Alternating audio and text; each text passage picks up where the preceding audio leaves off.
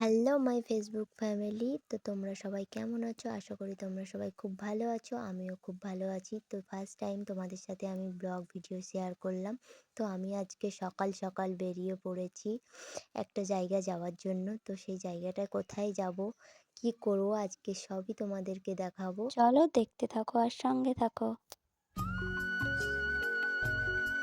Finally আমরা চলে এসেছি। তো এই জায়গাটার নাম রামকৃষ্ণ মঠ নাওড়া। তো এই জায়গাটাতে আসার একটাই কারণ, এখানে গুরুদেবের কাছ থেকে দীক্ষা নেবো। তো এখানে গুরুদেবের কাছ থেকে দীক্ষা নিতে গেলে আগে ফর্ম ফিল আপ করতে হয়। তো সেই জন্য আমরা সবাই মিলে চলে এসেছি ফর্ম ফিল আপ করার জন্য। তো যার ফর্ম তাকেই ফিল আপ করে জমা দিতে হবে।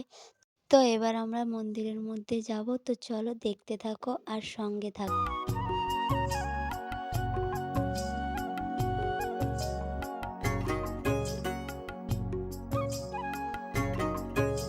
ঢোকার পরেই আমরা প্রণাম করে নিয়ে মা কিছু ছবি তুলে নিল ঠাকুরের।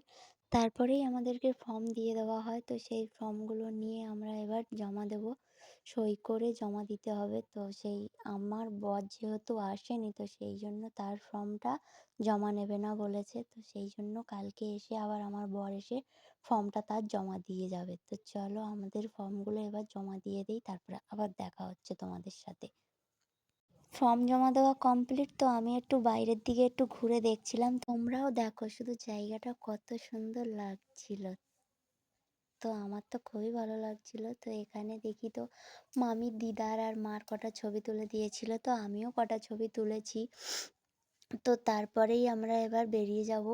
তো বেরোনোর আগে দেখলাম এই হাঁসগুলো, এই রাজহাঁসগুলো তো বেশ ভালো লাগছিল আমার।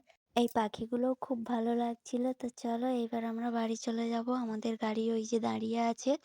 ভিডিওটা যদি ভালো লেগে থাকে তো একটা লাইক কমেন্ট করে দিও। দেখা হচ্ছে নতুন আর একটা ভিডিওতে। তো চলো টাটা।